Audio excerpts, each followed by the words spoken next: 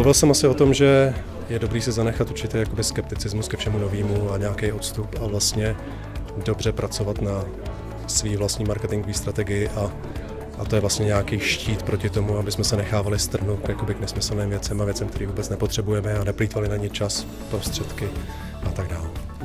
Znát dobře svého spotřebitele a pak rozhodnout, jestli potřebujeme nějaké novinky. Skvělý, výborný, moc se mi to líbilo. Tam byly zajímavé podnětné myšlenky, které já třeba s ním hrozně rád nějak rozpracuju.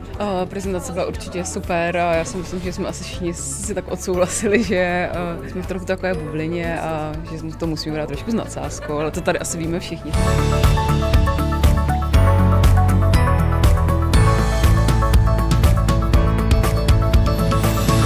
Jsme se věnovali tomu, co chtějí mladí lidé od zaměstnavatele, co se jim líbí, co se jim nelíbí. Myslím, že jsme se dozvěděli spoustu zajímavých věcí, někdy i velmi kritických vůči nám, vůči starší generaci a vůči zaměstnavatelům. A já jsem byla strašně ráda za naše mladí lidi, který jsme pozvali a kteří byli hrozně upřímní a myslím si, že to i pro účastníky byl velký přínos. A vyprávěl jsem o tom, kde a jak oslovit mladou generaci, na jakýchsi zařízeních převážně tráví čas, jakože mobilní telefon, na sociálních sítích a že komunikovat multimediálním obsahem a pak i nějaký case study. A jedna, komunikujte multimediálně, protože to je to, co je atraktivní obsah, jak můžete prezentovat svoji firmu. A druhá, buďte trpěliví. Když vám první kampaň nevyjde, tak nevzdávat se a komunikovat dál.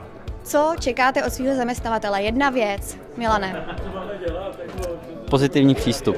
Určite slušný a férový jednání. A veľmi sa mi páčilo to, že sme mali možnosť sa s vami osobne porozprávať o tom, ako vlastne generácia vaša vníma pracovné príležitosti a spoločnosti. Mne sa páčili hodne výsledky toho prvého výskumu, vlastne aké sú rozdiely medzi tými generáciami a čo pre koho je zaujímavé na tom pracovnom trhu, podľa čoho sa rozhodujú.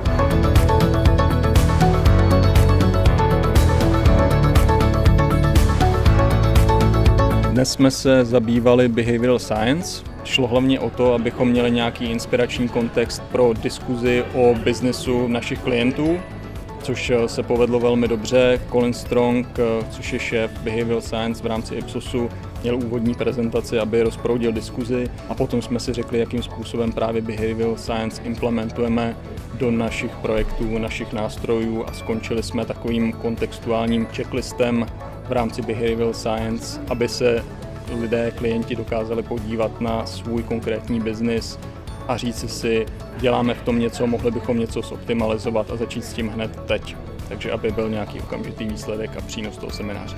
Consumer behavior is changing. We need to explore the way in which these consumers are changing and change our tools to reflect that. We need to understand the way in which some of our more automatic decision making kicks in and shapes behaviours, because these are the kind of things which are